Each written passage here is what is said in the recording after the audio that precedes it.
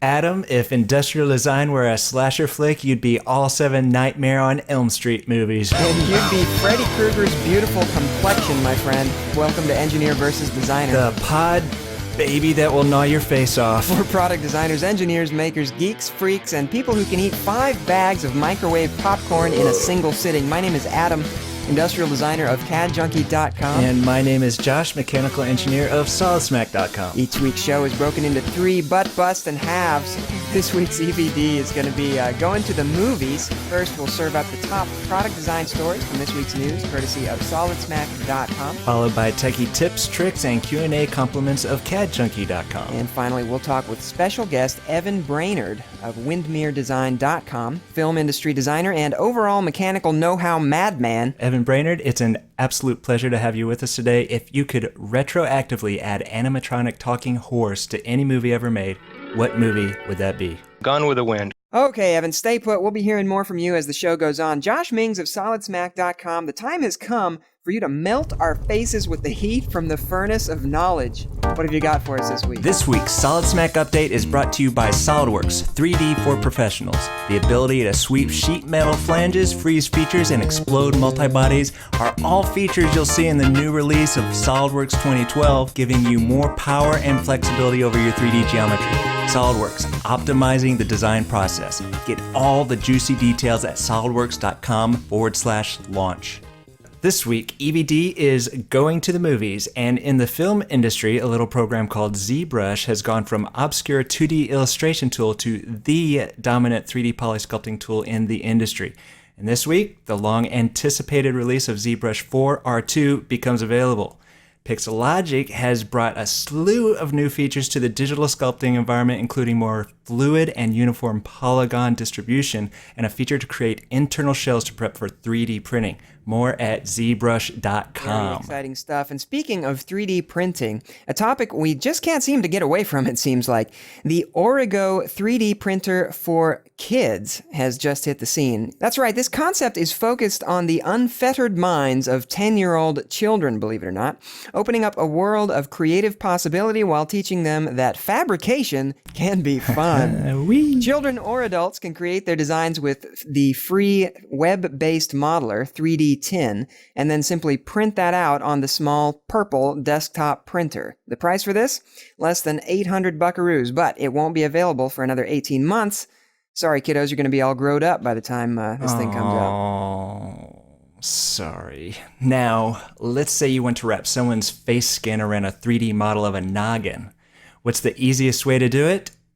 Diomatic's new Facial Studio. With the slick character creation product, you take a couple photos, import, and map the face onto the 3D head. Then the photo matching technology makes it fast, and after you tighten up that skin, you have hundreds of muscle-based animations to tweak every type of expression. A quick FBX file export and your heads can be brought into any major mesh modeler you abuse. And if multiphysics gets your mojo moving, ExoCortex Technology has a big update to their Momentum Multiphysics for Soft Image.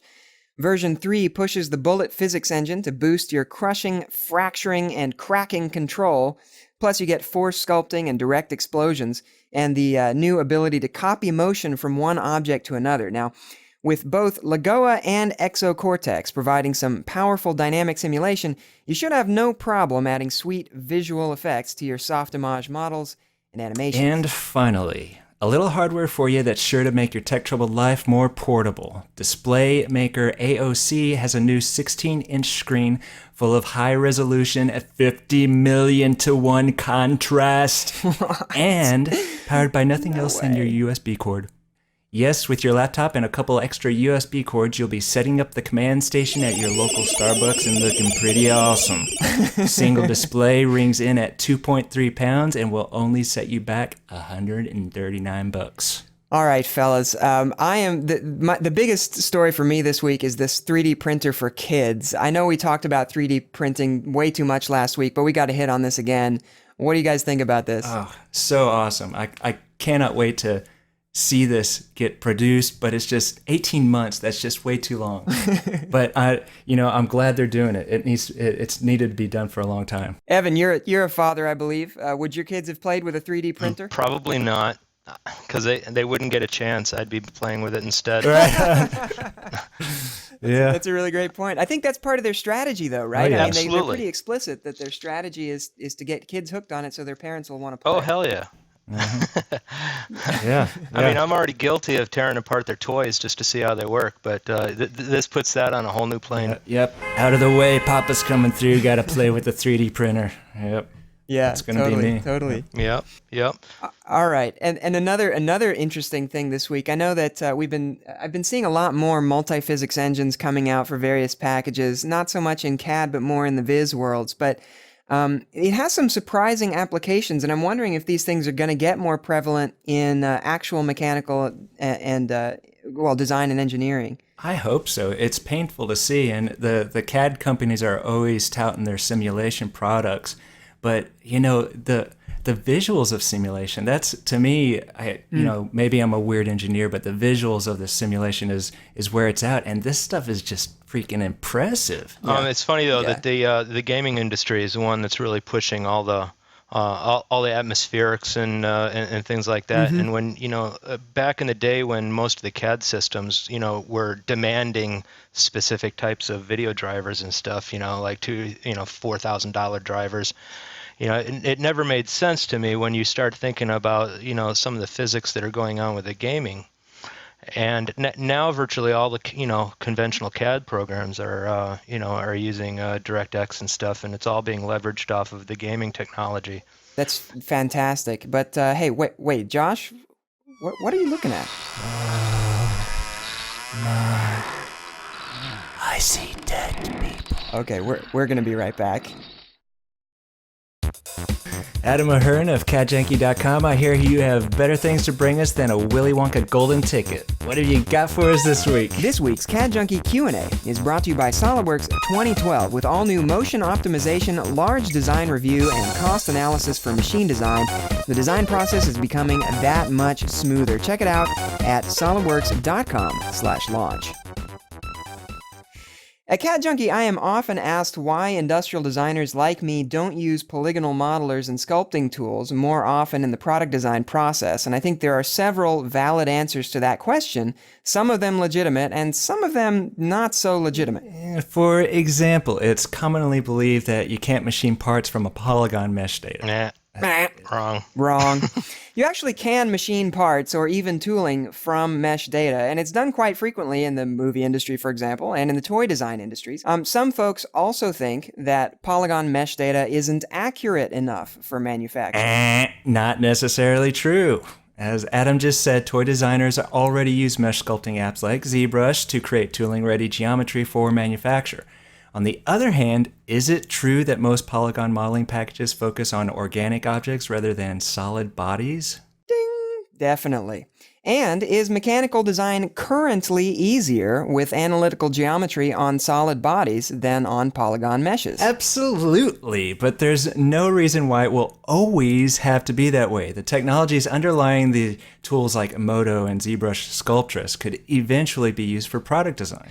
And I think they probably will play a bigger and bigger role over time. In fact, just this week, I was designing ceramic products for a client entirely in Modo with no CAD needed whatsoever. So SubD isn't ideal for mechanical modeling, but it is fantastic for the kinds of organic shapes you see in ceramics, for example. Yeah, but you do lack precise dimensional control, parametric associativity, and so on. So hardcore engineering is still going to be done in good old-fashioned CAD. True for now, but you actually can create quite accurate meshes if you know what you're doing, and there is no theoretical reason why precision modeling with polygons has to be difficult at all. As computers get faster, I can imagine dynamically tessellated mesh sculpting becoming a very viable tool for product design. I wouldn't be surprised if traditional CAD sees serious competition coming out of the poly modeling world in the not-too-distant future. Imagine Modo meets Sculptress meets Grabado in a single CAD slap-in-the-face poly modeling mayhem system. Okay, Adam, enough of your crazy future talk there. Let's talk about the present. Evan Brainard of windmirrordesign.com. You actually use meshes from sculpting apps like ZBrush to make physical objects for film props, among other things. Are these kinds of apps ready for mainstream manufacturing? To think about whether or not a polymodeler has the legs to go into mainstream manufacturing, I think it's got a long ways to go, simply for the fact that the OBJ file has not grown and matured at the same rate that STEP files and SAT files and even the IGES file has grown. There is a lot of growth in the area of retaining assembly structure and stuff with the STEP files. That kind of information that's embedded in the file type, and I said earlier, metadata, like what the material is. I mean, is it a piece of steel? Mass properties, all of those pieces of information that gets embedded into a file in the parametric world, that would need to be sort of grown into a poly model. Well, is that necessarily true, or should the STEP protocol be expanded to include polygon meshes? That's a good question. I don't know, and I think that that's probably a more viable question, because right now, who owns the OBJ file? That's now an Autodesk product. Right. So if they don't really have it in their best interest to combine the OBJ into the parametric modeling world, they won't. Whereas the STEP and the people behind STEP, that's a consortium. That might be a viable option, but yeah, I don't know. It's so interesting. That's where I think the problems lie, though. Well, so sum it up for us. Do you think, Evan, that in let's just be generous. Let's give it 10 years. Sure. Would you say that 10 years from now, we'll be able to use these kinds of sculpting apps alongside or even within our product design CAD systems? I know that Mastercam handles STL data, so you can get from an OBJ to an STL pretty quickly if you're willing to, triangulate your data. But the biggest caveat in a mesh file going to a machine has to do with scalability. Right, yeah. A single polygon on a low-res model, if you are modeling it low-res and then you tend to scale it up for the real production piece, you may find that you're actually machining huge facets into your model. So controlling the poly count in relationship to the true life scale is a very important problem, and it gets overlooked quite a bit. Well, fellas, this has been an excellent Q&A, but we need to learn more about what makes Evan a mechanical know-how madman. Like the fact that he made a customized mechanical bull? Well, Bucking Broncos and Sweet Jimmy Spurs, yes. As you know, today we're sitting down with Evan Brainard, and we brought him on because, well, he knows film, which is today's theme, and, well, he's Evan Brainard. Yes. So, Evan, we have a few questions for you. And the mama alien breathing down your neck, don't worry about her. We call her Betty. Betty. Yeah, she's cool. All right. Look at that egg sack. You guys are crazy, man. Okay, Evan. So first, tell us a little bit about your background and how you got to where you are today. Well, first, I've got a pretty extensive fine art background. Both of my folks were art professors, one at Michigan State University back in Michigan. And so kind of growing up, that way, you learn all of the specifics. So from there, I kind of wanted to get into special makeup effects. Nice. And instead of doing that, I joined the Navy. And Different almost the same. atmosphere, I would Almost think. the same. Yeah, exactly. I mean, pretty synonymous. But so pretty much, I walked off of my ship in Long Beach, California, and the same afternoon started making masks at Don Post Studios. Yeah. Nice. Uh-huh. And about the time I started working on the remake of The Blob, I had made a transition from so cool. from doing makeup effects right into making the puppets and all the animatronics. And the thing is at the time the business of animatronics, was a lot of sort of carryovers like myself, but without mechanical background. And so stepping into more high-end systems became kind of my forte, going into hydraulic systems and things like that. Wow. I mean, so that's real engineering. It's not, yeah. It is, absolutely. And it kind of gets a bad rap because people think that it's just special effects and that you just kind of put it together with bubble gum and popsicle sticks. You got to know what you're doing. Which sometimes you can, I've seen it. Yeah, but at the same time, when you have, entire systems that you have to build around, for example, a 45-foot Tyrannosaurus Rex for Jurassic Park, wow, that becomes a serious feat of engineering, and the people, and the people. Insane. That's mechanical and electrical, and hydraulics and every sort of system. Well, and you've got hard bodies together. and soft bodies with skin stretching over stuff. Yeah. It's crazy. So, here at EvD, we love that gray area between engineering and design. But the film industry is a niche all its own. And so how would you say your creative process differs from a designer or engineer from the consumer products world? Well, my view is it's kind of like it's always a battle for the pie. It's like you can't just cut the pie down the middle. It's always sort of an antagonistic What does system. that mean? Which pie? What is your metaphorical pie here? The pie, the pie of design and engineering combined. Okay. I see. It always seems to be that in my community, it always seems to be that the design, has the larger half of the pie. But since it's only one pie, it ends up being sort of a struggle for which piece of pie, You cut it down the middle, I want the left half, and then the other guy says, no, I want the left half.